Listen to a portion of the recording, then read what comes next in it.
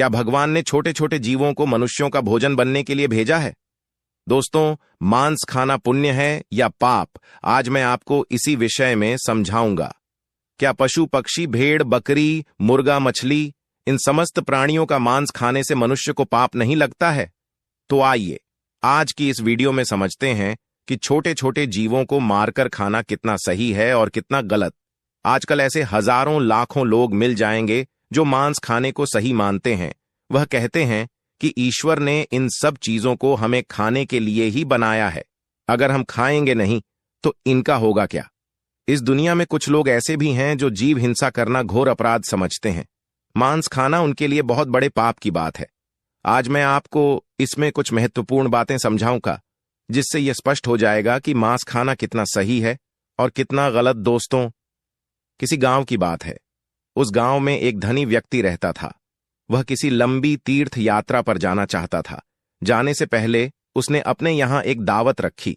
उसमें गांव के लोगों को आमंत्रित किया। सब लोग उसके यहां दावत खाने के लिए आए। उसका यह मानना था कि ईश्वर ने भेड़ बकरी मुर्गा मछलियां, इन जीवों को इंसानों को खाने के लिए बनाया है। इसलिए उसने अपने यहां दावत में भेड़ और मछलियों का मांस पकवाया। उसके यहां आए हुए सभी मेहमानों को मेढ़ और मछलियों का मांस परोसा गया। खाने वालों ने खाया और जो मांस खाना पाप समझते थे उन्होंने नहीं खाया। भोजन कार्यक्रम समाप्त होने के बाद उस धनी आदमी ने सभी मेहमानों को विदाई से पूर्व एक जगह बैठाकर कुछ भाषण देना शुरू किया। कई तरह की बातों पर उसने लोगों को समझाया। उन बातों में एक बात यह भी थी कि परमात्मा कितना कृपालु है।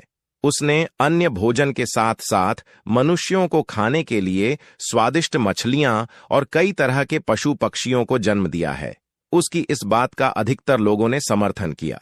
उसी सभा में एक 12 साल का लड़का बैठा हुआ था। उसने उस धनिक की बात को काटकर उससे कहा, श्रीमान जी, आप गलत कह रहे हैं। लड़के को उस धनिक की बात को काटते हुए देखा तो वहां उपस्थित सब लोग आश्चर्यचकित रह गए। धनिक बोला, बेटे, तुम क्या कहना चाहते हो? तब उत्तर में लड़का कहता है, श्रीमान जी, माना कि यह समस्त जीव परमात्मा ने बनाए हैं, परंतु आपको मारकर खाने के लिए नहीं। मछलियां, मेमने, मेढ़, बकरा, मुर्गा इत्यादि पृथ्वी पर रहने वाले समस्त जीव जंतु मनुष्यों की तरह ही पैदा होते हैं और मनुष्यों की तरह ही उनकी मृत्यु होती है। मनुष्यों की तरह ही उन्हें पीड़ा होती है। कोई भी प्राणी किसी अन्य प्राणी से श्रेष्ठ और विशेष नहीं है। वह अलग बात है कि आपकी बुद्धि विकसित है और पशुओं की बुद्धि इतनी विकसित नहीं होती। लेकिन आपकी विकसित बुद्धि का यह मानना गलत है कि अधिक शक्तिशाली और बुद्धिमान प्राणी अपने से कम शक्तिशाली और कम बुद्धि वाले जीवों को खा सकते हैं। यह कहना गलत है कि ईश्वर ने यह मूक प्राणी हमारे भोजन के लिए बनाए हैं। हम अपने स्वाद के लिए, अपनी जीविका के लिए, अपने शरीर के पोषण के लिए किसी को भी जब चाहे मारकर खा सकते हैं। बात सिर्फ यह है कि हम इतने ताकतवर और चतुर हैं कि जब चाहे उन्हें पकड़कर मार सकते हैं। अपनों से कमजोर पर तो दुनिया रोब दिखा लेती है। इसका मतलब यह नहीं कि वे आपसे कमजोर हैं। आपकी पकड़ में आ जाते हैं तो भगवान ने उन्हें आपके खाने के लिए बना दिया है। जरा सोचो, मच्छर और पिस्सू हमारे शरीर का रक्त पीते हैं। उन्हें हमारे शरीर का रक्त बहुत अच्छा लगता है। शेर, चीता और भेड़िया, उनको भी हमारे शरीर का मांस बहुत स्वादिष्ट लगेगा और वे जब चाहे हमें पकड़कर हमारा शिकार भी कर सकते हैं। तो इसका मतलब यह नहीं हुआ कि भगवान ने हमारे लिए शेर, चीता, भेड़ियों के लिए बनाया है। यदि आप ऐसा मानते हैं तो फिर शेर, चीता, भेड़िया से अपनी रक्षा क्यों करते हो? आपका भोजन भगवान ने मेमना, मेढ़ा, बकरा, मुर्गा, मछलियों को बनाया है, तो शेर, चीता, भेड़ियों का भोजन आपको जरूर बनाया होगा। दोस्तों, यह उन मनुष्यों की अज्ञानता का नतीजा है जो दया से रहित हो चुके हैं, जो अपने से कमजोर, दुर्बल और मूक प्राणियों को पकड़ लेते हैं और फिर उन्हें अपना भोजन मानते हैं। अगर आपसे शक्तिशाली प्राणी आपको पकड़कर अपना भोजन माने तो आप बचने के लिए क्यों छटपटाते हो? उसे अपना शरीर क्यों नहीं खा लेने देते? शायद है भगवान ने ही आपको उसका भोजन बनाया हो। उस छोटे से लड़के का जवाब सुनकर धनिक का मुंह बंद हो गया। सब लोगों ने ताली बजाकर उस बच्चे के जवाब का समर्थन किया। लड़का बोला, सुनो, मैं तुम्हें भगवान श्री कृष्ण का एक और उपदेश सुनाता हूं। एक बार भगवान मुरली मनोहर एक पेड़ के नीचे बैठकर मुरली बजा रहे थे। तभी विपत्ति का मारा एक हिरण तेजी से भागता हुआ आया और भगवान श्री कृष्ण के पीछे छुप गया। वो मृग बहुत ही घबराया हुआ था। मृग को अत्यंत भयभीत देखकर भगवान ने मुरली बजाना बंद कर दिया और उस मृग से पूछने लगे, हे मृग, तुम इतने व्याकुल क्यों हो? तुम्हें क्या दुख है?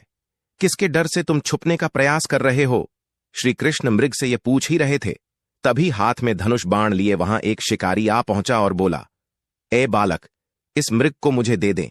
ये मेरा शिकार है।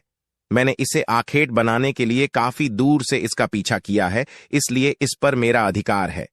शिकारी की बात का जवाब देते हुए भगवान श्री कृष्ण बोले, किसी भी जीव पर किसी का अधिकार नहीं होता। हर जीवित प्राणी पर केवल उसका ही अधिकार होता है। शिकारी कहता है, नहीं नहीं, यह मेरा शिकार है और मैं इसे मारकर इसके मांस को पकाकर खाऊंगा। तब श्री कृष्ण कहते हैं, अब ये निर्दय प्राणी, किसी को मारने का अधिकार तुम्हें किसने दे दिया? यह अधिकार तो उसको भी प्राप्त नहीं होता जिसने उसे जन्म दिया है। किसी भी जीव को मारना पापों की श्रेणी में आता है। क्या तुम धर्म को नहीं मानते? तब शिकारी कहता है, मनमोहक बालक, मैं तेरे जितना ज्ञानी तो नहीं हूं, पर इतना जानता हूं कि मांस का भोजन करना पाप नहीं है। जीवों को मारकर मैं उन्हें त्रय योनि से आजाद करता हूं। फिर आपको क्या आपत्ति है? वैसे भी कोई ना कोई इन्हें मारकर खा ही जाएगा। अगर जीव हत्या पाप है तो राजा लोग इन्हें मारने का शौक क्यों रखते हैं? इस बात को सुनकर श्री कृष्ण समझ गए कि इसकी बुद्धि हिंसा करते करते, मांस खाते खाते मंद पड़ गई है। इसका विवेक उचित अनुचित का निर्णय करने के काबिल नहीं है। तब भगवान श्री कृष्ण उसे एक कहानी सुनाते हैं कि हे वत्स, इस कहानी को ध्यान से सुनना कि लोग मांस क्यों खाते हैं और इसे खाना पाप है या पुण्य। मगध देश में एक बार भयंकर अकाल पड़ गया था। लोगों की फसलें नष्ट हो चुकी थीं, चारों तरफ भुखमड़ी फैल गई थी। वहां के जो राजा थे उन्हें इस बात की बहुत चिंता हुई कि लोगों की भूख की समस्या का समाधान कैसे निकाला जाए। उन्होंने एक सभा लगाई और अपने सभासदों से पूछा कि लोगों को भोजन देने के लिए सबसे सस्ती वस्तु क्या रहेगी। राजा की बात सुनकर सभी सभासद सोच में पड़ गए कि इसका क्या उत्तर दिया जाए। गेहूं, चावल, आलू उगाने में बड़ी मेहनत लगती है। तब उस सभा में एक मांस खाने वाला व्यक्ति बैठा था। उसने सोचा कि मांस को भोजन में शामिल करने का यह अच्छा मौका है। यदि राजा की अनुमति मिल गई तो हम जीवों को मारकर अपना भोजन बना सकेंगे, मनमानी करेंगे, कोई रोक टोक भी नहीं होगी। उसने राजा को सुझाव दिया कि भूखमरी का संकट दूर करने के लिए मांस से सस्ता कोई विकल्प नहीं है। इसमें धन का भी खर्च नहीं आएगा और श्रम भी अधिक नहीं करना पड़ेगा और हमारा भोजन भी बन जाएगा। सभा में बैठे अन्य लोगों ने इस बात में हाँ मिला दी, लेकिन वहां के जो प्रधानमंत्री जी थे उन्हें यह प्रस्ताव पसंद नहीं आया। वे चुपचाप बैठे रहे। राजा ने पूछा, हे प्रधानमंत्री जी, आप चुप कैसे बैठे हो? आपकी क्या राय है इस विषय में? तब मंत्री जी ने कहा, महाराज, मेरे हिसाब से मांस सस्ता विकल्प नहीं है। इस विषय पर मैं अपनी राय आपको कल दूंगा दोस्तों। रात होने पर प्रधानमंत्री उसी शख्स के घर पहुंच गए जिसने मांस खाने का प्रस्ताव दिया था। अचानक अपने घर मंत्री को आया देख वो घबरा गया। सोचने लगा, जरूर कोई अनहोनी हुई है। मंत्री ने कहा, भाई, शाम को ही महाराज की तबीयत बहुत खराब हो गई है। उन्हें किसी गहरी बीमारी ने घेर लिया है। राजवैद्य ने कहा है कि राजा साहब को अगर किसी बहादुर और हष्टपुष्ट इंसान का थोड़ा सा मांस मिल जाए तो वे ठीक हो सकते हैं। आप महाराज के बहुत विश्वास पात्र हैं, इसलिए मैं आपके पास आया हूं। आप राजा को बचाने के लिए जरूर अपने शरीर से थोड़ा मांस निकाल कर दे सकते हैं। राजा साहब को भी यही उम्मीद है कि आप इस काम के लिए इनकार नहीं करेंगे। आप इसके बदले में जितना चाहे धन ले लें, पर थोड़ा सा मांस दे दें।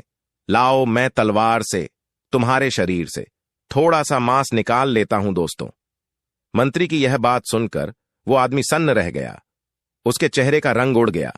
वो भागता हुआ गया और अपने घर में से 1,00,000 सुवर्ण मुद्राएं लाकर मंत्री जी को दे दी और बोला, माफ करना, मैं अपने शरीर का मांस नहीं दे सकता। इसके बदले में आप यह पैसे ले जाइए और किसी और को यह पैसे देकर उससे मांस खरीद लीजिए।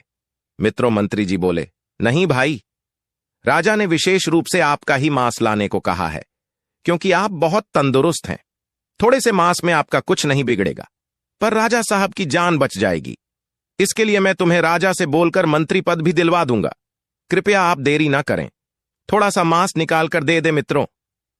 वो शख्स मंत्री जी के पैरों में गिरकर बोला, मंत्री जी मुझे माफ कर दो, इसके बदले में आपको अपना सब कुछ देने को तैयार हूं, पर मैं अपने शरीर को काट कर मांस नहीं दे सकता। इतना कहकर वह वहां से भागने लगा।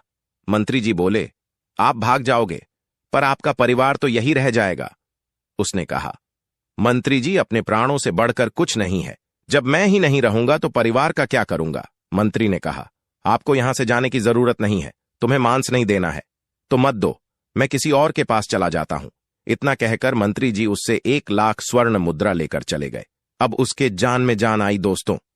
इस प्रकार प्रधानमंत्री एक एक करके सभी मंत्रियों के घर गए, सबसे थोड़े से मांस का आग्रह किया, पर सबने अपनी अपनी तिजोरियों से किसी ने 1,00,000, किसी ने 2,00,000, किसी ने 10,00,000 रुपए तो दे दिए, पर अपने शरीर का मांस नहीं दिया। मंत्री जी उन पैसों को लेकर अपने घर चले आए। वो रकम करोड़ों में इकट्ठी हो चुकी थी। अगले दिन सारे मंत्री सुबह सुबह ही राजा के पास पहुंच गए कि देखें राजा साहब स्वस्थ हैं या नहीं। उधर प्रधानमंत्री जी भी उन सारे पैसों को लेकर राजा के पास पहुंचे और उन पैसों को राजा के सामने रख दिया। वे पैसे करोड़ों में थे। राजा ने पूछा, मंत्री जी इतने पैसे किस लिए लाए हो? तब मंत्री जी ने पूरी कहानी सुनाई कि महाराज, मैंने झूठ मूठ का एक नाटक किया था। मैंने उन समस्त मंत्रियों से यह कहा कि राजा साहब की तबीयत बहुत खराब है, यदि उन्हें थोड़ा सा मनुष्य का मांस मिल जाए तो वे ठीक हो सकते हैं। महाराज, मंत्रियों ने मुझे इतने पैसे तो दे दिए, पर आपके उपचार के लिए अपने शरीर से थोड़ा सा मांस नहीं दिया। कल लोग सभा में मांस का भोजन बहुत सस्ता बता रहे थे। अब आप ही सोचिए कि जीवित प्राणी का मांस कितना सस्ता है और कितना महंगा कि थोड़े से मांस के लिए करोड़ों रुपए देकर उन्होंने मांस देने से इनकार कर दिया। मित्रों, मंत्री जी की बात राजा को अच्छी तरह समझ में आ चुकी थी। इधर भगवान श्री कृष्ण ने उस शिकारी को समझाया कि देखो, अपना शरीर सबको प्रिय होता है, चाहे वह मनुष्य हो या कोई पशु। सबके मांस की उतनी ही कीमत होती है जितना सबके प्राण उतने ही मूल्यवान होते हैं जितने कि आपके। इसलिए किसी के शरीर को कष्ट नहीं पहुंचाना चाहिए। मनुष्य के जब अपने प्राणों पर आ बनती है तब तो उसे अपना शरीर बहुत प्रिय लगता है। दूसरे जीवों को मारने में वह एक पल भी नहीं लगाता, क्योंकि वो दर्दनाक पीड़ा उसको होती है, आपको नहीं। जिस दिन आपको होगी उस दिन मांस की कीमत आपको समझ आ जाएगी। दोस्तों, मैं उम्मीद करता हूं कि भगवान लोगों की मानसिकता को बदले, उन्हें इस बात का एहसास कराए कि जीव हिंसा मनुष्य के समान ही अपराध है। छोटे से लेकर बड़े जीवों को जीने का परमात्मा ने पूरा अधिकार दिया है। उनका जीवन व्यर्थ नष्ट न करें। अपने से थोड़े से आनंद के लिए, थोड़े से स्वाद के लिए उनका जीवन ना लें। सबको उतना ही कष्ट होता है जितना कि आपको। दोस्तों, मैं उम्मीद करता हूं कि यह कहानी, ये विचार आपको जरूर पसंद आए होंगे। यदि वीडियो पसंद आया हो तो आगे भी शेयर करना। मिलते हैं अगली वीडियो में एक नई चर्चा के साथ। आप सभी का बहुत बहुत धन्यवाद। जय श्री